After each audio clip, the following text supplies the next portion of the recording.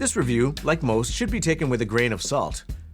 I'm a sample size of 1, and therefore, my opinions will tend to have a little bit of bias. I'm also a self-confessed Cambridge Audio fanboy. I absolutely love their products. But also, I generally tend to review audio gear from my own perspective, not from what will suit the wider swath of audiophiles, complete with data and measurements. And fortunately, there's already a ton of reviews about this product online already. So rather than add to the pile with same, I'm going to attack this product from a different angle. I see this as the perfect lifestyle integrated amplifier. It's a lifestyle product through and through, and I'm going to treat it as such. For the uninitiated, the Cambridge Audio EVO 150 is their top-of-the-line all-in-one player. It's an integrated amplifier, DAC, streamer with balanced ins, a moving magnet phono stage, home theater bypass, and tone controls. It's a smaller, almost half-width design, and it's gorgeous in person. It's all black and relatively understated. My favorite thing is that the side panels are removable, and Cambridge Audio ships 2 options, one a wood veneer and the other a wavy textured black. On the front you have a nice big display, and a dual concentric knob. The top part adjusts the volume and the bottom switches between inputs. As the name suggests, it's 150 watts per channel. It's a Class D Hypex Encore into 8 ohms, capable of driving 2 sets of speakers. It features a high-quality ESS Sabre ES9018K2M DAC, Bluetooth 4.2 aptX HD, multi-room capability complete with Google Home, Apple AirPlay, and Room systems. The inputs are 1 RCA, 1 balanced XLR, 1 moving magnet phono stage, 2 Toslink opticals, 1 coaxial, 1 HDMI ARC, USB Type-B, Ethernet, trigger ins and outs, Chromecast built-in, internet radio, Spotify Connect, Tidal, MQA, Qobuz, Rune Ready, and there's also a dedicated CD input for their matching EVO CD player. The supplied remote is a smallish, slim remote with an easy-to-navigate button layout. But there's also an app. It's Cambridge's Stream Magic app, and this app makes the EVO 150. With it, I can get connected to my network, I can choose visible inputs, I can add radio stations, I can engage and augment tone controls, and I can also engage home theater bypass, all of which I did straight away. Now, I've had the EVO 150 for longer than I should have for doing a review, and primarily because I was just enjoying it, but also because they announced the VU meter update, and I was just patiently waiting for that VU update to show up, and I didn't realize that you have to turn on early firmware update on the Stream Magic app, and as soon as I did that, like the other day, it instantly updated the firmware, and now I have the VU meters. They're glorious, but yeah, that's kind of my excuse. But fortunately, throughout having this player, I got to use it in a variety of different setups. Chief among these setups was the Q Acoustics 3000i package that I personally own, but also my favorite package of the last year was the B&W 706 S3 speakers with their matching center. I immediately set this up on my media unit and connected the front, left, and right channels from my Marantz Cinema 70 to the RCA inputs of the EVO 150. Then I connected my CXC CD player that I honestly barely use via coaxial, and the Alva TT V2 turntable via, get ready for it, Bluetooth. Mainly because A, I can, and B, this is a lifestyle product, and I don't have space on my media unit for the turntable, and I have it like next to the couch, so Bluetooth made sense. My video source is an Apple TV 4K, and my sub at the time was the Q Acoustics QB12, and my rear speakers were my trusty B&W 685 S1s. I also used this setup to power the Focal Area EVO X No. 3 floor standers and their matching center, paired with my B&W 610 sub. For my rears for this, I used the Q Acoustics 3020Is. I also used this amp in 2-channel mode with the Quadravella 2 speakers. As I mentioned earlier, I use the Stream Magic app to choose my visible inputs. I love the ability to do this. One of the things that bugged me with other integrated amplifiers was the inability to do this. I'm looking at you, Audiolab.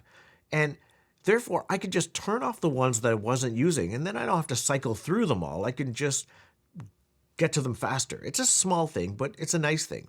And then also the VU update. The VU meter update totally changes my visual enjoyment of this product in my room. Rarely do I ever enjoy album artwork from across the room sitting on my couch, nor do I care for the mirroring of the bitstream information on the front display. I generally know what the bitstream is prior to playing it, and then if I want to look at the album artwork, I just look at my phone when I'm choosing my music, and then I can see the artwork. But now the VU meter update is just pleasing to look at, and I enjoy the front panel of this product more. Now, I've read and I've heard gripes about the front panel screen not being a touchscreen, and I'll be honest, I don't care. I've almost never interacted with the front panel of this unit at all, other than getting it on camera for this review, but like the volume dial, the click wheel, the slim buttons on the front, I don't touch them at all.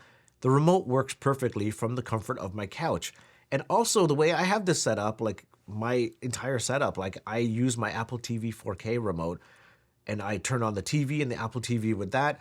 And then I use the Marantz controller, to be honest, and I turn that on, and then the EVO 150 turns on. I don't even have triggers engaged. It just works with the Marantz receiver for some reason. And then if I want a touchscreen, I have my phone. Like I don't need another touchscreen. Like I can touch that as much as I want, and don't have to get off the couch. And for those watching that might be turned off by this being a Class D product, don't be. This product rules. So much so that I inquired as to how this was tuned, because it sounds so similar to the CXA81, my long-term loaner, just like a more powerful version of it. The similarities between them are startling. Now, I've done separate speaker reviews for all the speakers that I'm going to mention in this review, and I'll link to them below or up here as I speak about them. But needless to say, every speaker that I connected to this amplifier sounded phenomenal. And that speaks to me either getting great speakers in for review or this being a perfect partner to those speakers. And then if I'm being honest, like I have to offer this as like an answer where, like, to those nitpicking the sound between this product and its Class A counterpart, the CXA81, I will offer up that because of my bias, maybe I don't have the most critical ear. Maybe I just choose not to look for differences between components. I just tend to enjoy them for what they are. But in my A-B-ish comparison, here's what I found. Number one, I think that the EVO 150 is just a slightly bit more analytical, like where there's more detail retrieval in the sound. I also find that extra power comes in really handy, especially with larger speakers where it's able to control that low end more, especially with the Aria EVO X number 3s. Like this easily powered those speakers better than the CXA81 did. But then up top, it felt like there was more like a natural air in the CXA81 versus the EVO 150. But that's about it. But it's not enough for me to like say, oh my God, I have to have the 81 back in my setup. I would much rather keep the EVO 150 in my setup because it just works better. Lifestyle. I listen to so much music on this amp that it's impossible to go through it all. Music has tons of detail, clarity, depth, and focus. There's so much control, especially with the bass, which, being a bass fiend, is a huge benefit. With the short floor standing quad Revela 2s that don't have a matching center channel, I use the EVO 150 standalone with the HDMI connected to the TV in 2-channel mode. The only thing that rivaled it was the Rotel 5092 Mark II with 200 watts Class A and tone controls. I love that amp, but it's just an amp, and you need to add much more to get it working in a TV setup, not to mention needing a streamer, being bigger, less attractive, and somewhat fiddly. When I first got the Focal Aria EVO X speakers in place, I just quickly ran through some of my favorite tunes. There was Celestial Navigation from the late great Marcus Intellex, Cocoon from Bungle, Delusions from Severin Paradox, Shadowboxing from Doc Scott, Former Self from Overlook, and from the first song, Celestial Navigation, as soon as that bass dropped, there was just way too much bass present in these speakers. I was just like, whoa, what is going on? So I immediately just turned off my subwoofer and then went into the Stream Magic app and disabled tone controls. And with this, the speakers just sounded more balanced and more engaging. There's still a bit of a rise in the bass naturally for these speakers, which makes me think that maybe Focal is the perfect sonic pairing with this amplifier in Cambridge Audio products. A second thing I should note is that with tone controls engaged, if you plan to watch TV and movies, make sure you disable tone controls, because otherwise there is an audible delay with your front, left, and right speakers that kind of throws off your watching experience, so something to keep in mind. Again, not a big deal. You can just turn it off with the app. It's like a swipe or two. My favorite of the bunch was the B&W 706 S3 speaker package, where, if I'm being honest, like, I've had a fascination with the upper tiers of B&W speakers for, well, since before I started doing these reviews. Like, those were the speakers that I aspired to have one day, and being able to have them in-house was amazing. And then paired with this amplifier made it sound spectacular. Also, it aesthetically just matched my room. It was a nice size. It was like a really good proportioned speaker package to have. And then additionally paired with this amplifier, it was just aces. It sounded amazing. And if you want to know more about those speakers, please just watch that review. I get into a bit more detail, and during the course of that review, I have it paired with the EVO 150. So as far as how I thought it paired with the EVO 150, I thought it was excellent. I don't think any speaker I've connected to the EVO 150 sounded bad. I think everything sounded good. I think this is a perfect partner to almost anything. And it will be going forward until I have to send this thing back, because it just works so well. And again, since this review is a lifestyle sort of review where if it's easy to live with, that wins the day. Like, the sound quality most of the time is great. Like, I haven't really heard an amplifier that I dislike other than ones that just didn't have tone controls. Like, those were tough to, like, really assess, just because my natural bias is just like, it's not exactly what I want, or maybe it's too transparent or something like that. The only one that really won without tone controls was the CXA81 from Cambridge Audio, just because that sound signature just appealed to me more. But the 150 with tone controls just wins always, just because it has a sound signature that I enjoy, and it also has tone controls. With the B&W 706s, the EVO 150 drove them no problem. It had more than enough power for those speakers, and therefore I got to hear those speakers in their best light, just because they weren't ever underpowered at all. And I played a variety of different music, mostly, of course, drum and bass, just because I'm a drum and bass fiend. And there's a track in particular, it's like Grace by Synchro, and it's more of a moody, dark sort of tune that just kind of rolls over and over and just kind of builds slowly. And that's a track that has a fair amount of low end in it.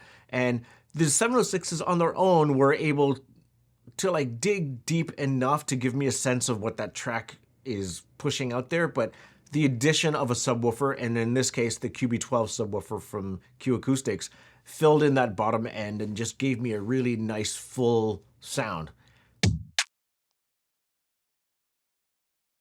And then with movies and TV shows, like, I binge watched Shogun on the B&W package. I also watched WrestleMania 40 on the B&W package, and that was amazing. It made a live event that's produced really well, because that's what WWE does best. It felt like I was there, just in the stands. It was huge sounding. And then with the Focal Aria EVO X package, I watched Godzilla -1. I binge watched Fallout. Again, felt like a true theater-like experience. And the fact that the EVO 150 was just powering the front, left, and right speaker, taking the load off my smaller Marantz Cinema 70 receiver, and left that receiver to just power the center and the surround speakers, and then the subwoofer.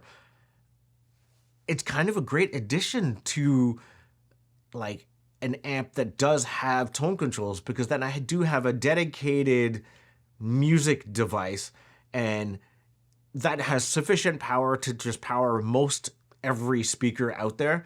And it also has all the functionality where it has the tone controls again. It has built-in streaming. I can listen to music off SoundCloud. So when Doc Scott drops a new mix and puts a download available on SoundCloud, I can download it or just listen live and cast straight to the device. And for me, for the way I consume music and media, this thing is perfect, and it's a great addition to an already capable receiver that may be underpowered. I'm dreading finishing off this review because at the end of it, I'm gonna have to send this product back. To me, this product is perfect. In the sea of hi-fi and home theater, like, rarely do you come across a product that checks all your boxes, is really flexible, and yet so easy to live with. So much so that it smokes my long-term loaner, the CX-81. That product has been on the shelf for the last few months because I have this one in place, and I don't want to switch it out ever. Am I biased? Yes. Should you take my review with a grain of salt? Yeah. But to me, if you're asking, this is the perfect lifestyle integrated amplifier. No complaints.